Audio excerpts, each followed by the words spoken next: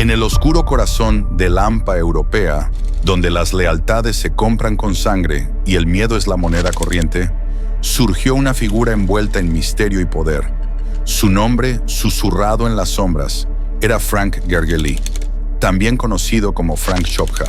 No era simplemente un hombre, sino una leyenda gélida, un fantasma nacido en la tumultuosa ciudad de Elbasan, Albania.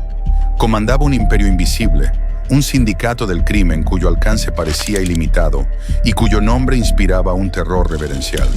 Durante años fue el hombre más buscado, un ordenador de asesinatos, un arquitecto de la violencia que operaba desde la opulencia de un exilio dorado en Dubái. Este es el relato de cómo el intocable Frank Gergely se convirtió en prisionero. Para entender el ascenso de Frank Gergely, debemos viajar a Elbasan, su ciudad natal, y a la Albania de principios de los años 90. Tras la caída del comunismo, la nación se sumió en un torbellino de inestabilidad política y económica severa. Las instituciones colapsaron, el control gubernamental se desvaneció y la pobreza se extendió como una plaga, creando un vacío fértil para el crimen organizado. Albania se convirtió en un crisol de desesperación y anarquía. El punto de quiebre llegó en 1997 con el estallido de los disturbios civiles, una conflagración nacional provocada por el colapso de masivos esquemas piramidales que defraudaron a miles de ciudadanos. La violencia engulló el país, más de 2.000 personas perdieron la vida y las armerías del Estado fueron saqueadas, inundando las calles con armas. En este caldo de cultivo de caos y anomia, donde la ley era una sugerencia y la supervivencia una lucha diaria, emergió una nueva generación de hombres ambiciosos y despiadados. Frank Gergely fue uno de ellos. Como muchos jóvenes de Elbasan, sus primeros pasos en el hampa fueron en delitos menores, pero su ambición era voraz y su olfato para los negocios, incluso los ilegales, lo vieron ascender rápidamente en las filas del inframundo local. El colapso social no solo creó criminales, forjó un tipo particular de líder del hampa, endurecido, oportunista y profundamente cínico respecto a cualquier forma de autoridad.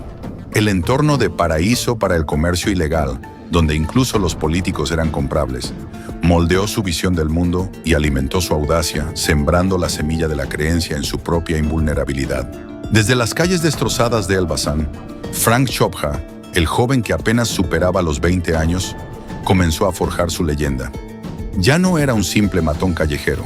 Su nombre comenzaba a resonar con una mezcla de temor y respeto.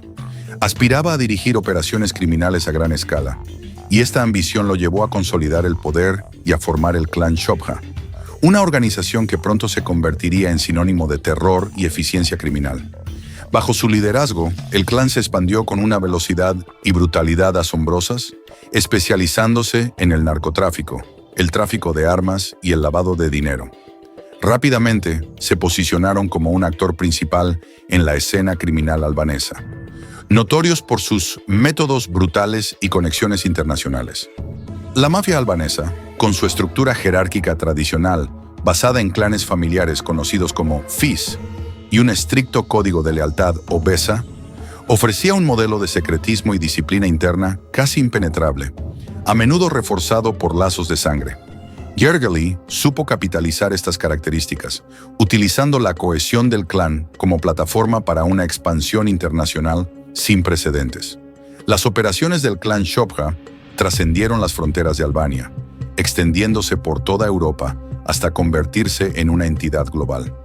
Su principal fuente de ingresos provenía del tráfico de cocaína a gran escala, importando cantidades masivas desde Sudamérica y controlando la cadena logística a través de los principales puertos europeos como Amberes y Rotterdam.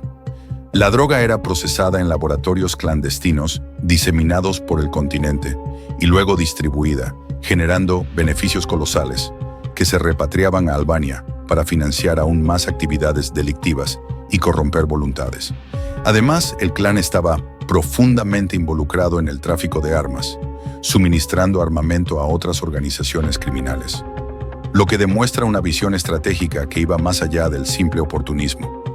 Gergely no solo construyó una pandilla, erigió una corporación criminal multinacional, diversificada y verticalmente integrada, una maquinaria de terror y lucro que operaba con una eficiencia escalofriante.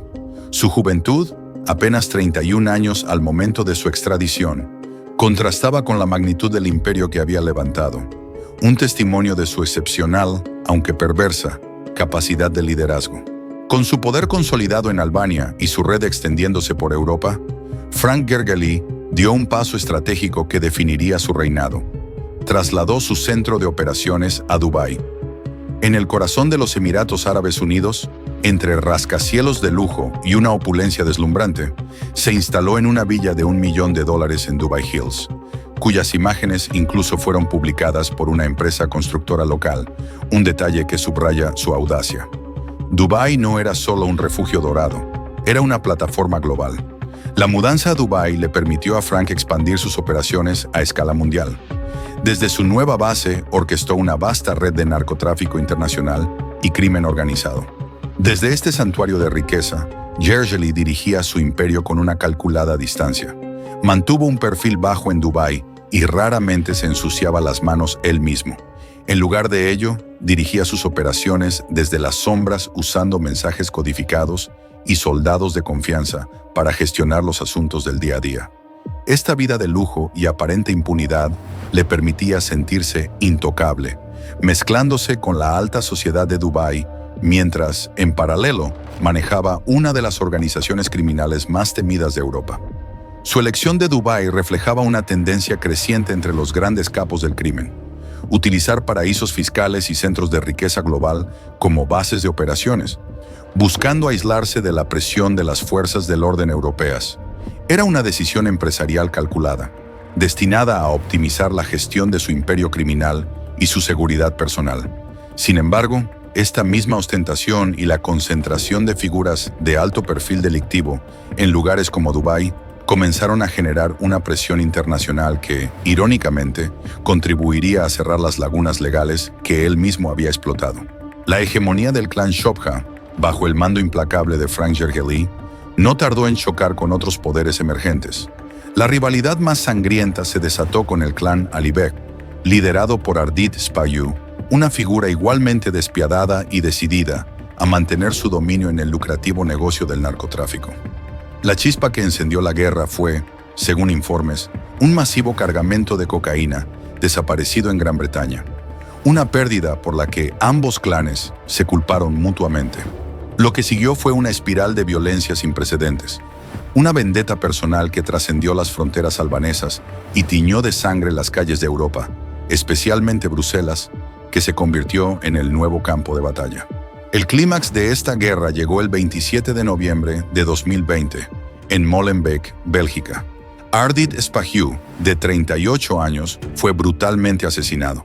Al salir de un café, 3 sicarios enmascarados lo emboscaron y le dispararon sin piedad. Spahiou recibió 18 disparos, 8 de ellos mortales. Incluso mientras yacía moribundo, uno de los atacantes le disparó 7 veces más a quemarropa. Las autoridades belgas sospechan que Gergely ordenó este asesinato desde la distancia de Dubái. La víctima no era un desconocido para la policía. Spahiou estaba activo en el tráfico de drogas, poseía un laboratorio de cocaína y su teléfono estaba intervenido como parte de una investigación a gran escala sobre narcotráfico que involucraba a 124 sospechosos en un megajuicio en Bruselas. Además, Spahiou era cuñado de Ergun Alibert, un enemigo acérrimo de los hermanos Chobha, lo que añadía una capa de venganza personal al brutal asesinato. Este no fue un acto aislado. A Frank Chobha se le atribuyen al menos 9 asesinatos por encargo, 6 de ellos perpetrados en Albania, consolidando su reputación de líder sanguinario. Investigaciones de la SPAC, Fiscalía Especial Anticorrupción y Crimen Organizado de Albania, llegaron a vincular a los hermanos Chobha con la orden de hasta 14 ejecuciones. Para Gergely, la ejecución de Ardit Spahiou era un mensaje inequívoco, una demostración de su poder absoluto y una advertencia de que cualquiera que se cruzara en su camino o el de su clan encontraría un final rápido y fatal.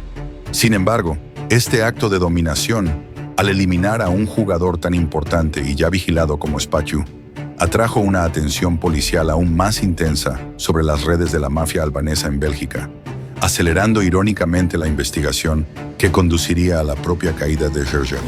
Durante años, Frank Gergely y su clan al igual que innumerables organizaciones criminales en todo el mundo, confiaron en una herramienta tecnológica que consideraban su mayor aliado, SKIACC.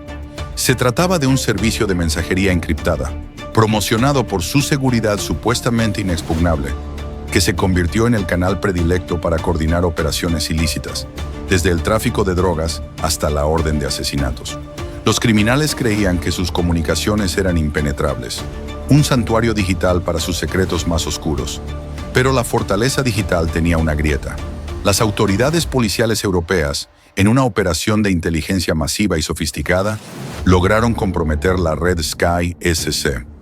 Lo que siguió fue una auténtica mina de oro para los investigadores. La clave para resolver este caso fue Sky. Los mensajes desencriptados revelaron la magnitud de la implicación de Frank Chopra en estos asesinatos, incluyendo pruebas escalofriantes, como fotos y videos de tortura y ejecuciones cometidas por el clan Chopra. Los investigadores obtuvieron pruebas de la implicación de Gergely en los sucesos de Molenbeek a partir de comunicaciones interceptadas de SKIACC. Estos mensajes proporcionaron a las autoridades una hoja de ruta de las actividades del grupo, exponiendo el funcionamiento interno de su imperio criminal. Armados con esta inteligencia sin precedentes, las fuerzas del orden belgas lanzaron una operación coordinada masiva en octubre de 2021. Unos 1.100 policías participaron en redadas que desmantelaron 11 laboratorios de cocaína y 5 plantaciones de cannabis, incautando más de 32 toneladas de cocaína, además de villas, coches de lujo y apartamentos valorados en más de 7 millones de euros.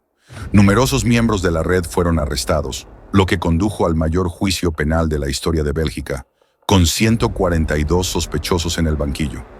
La caída de SKIACC no fue solo un golpe para Gergely, fue un terremoto que sacudió los cimientos del crimen organizado a nivel global, demostrando que incluso la tecnología más avanzada puede convertirse en el talón de Aquiles de los imperios criminales. La arrogancia de creerse intocables en el ciberespacio llevó a muchos, incluido Gergely, a documentar sus propios crímenes, entregando inadvertidamente las llaves de su caída. Con el tesoro de pruebas obtenido a través de SKIACC, el cerco sobre Frank Gergely comenzó a estrecharse, incluso en su lujoso refugio de Dubái. El 16 de junio de 2023, la Fiscalía Federal belga solicitó formalmente a los Emiratos Árabes Unidos su arresto y extradición, aunque algunas fuentes indican que su arresto en Dubái pudo haber ocurrido a finales de 2022, el momento decisivo de su caída se materializó con su extradición. El 29 de diciembre de 2023, las autoridades de los ISRU extraditaron a Gergely Frank, ciudadano albanés, acusado de asesinato premeditado, a las autoridades pertinentes en Bélgica. La extradición había sido aprobada por el ministro de Justicia de los Emiratos Árabes Unidos el 13 de diciembre de 2023.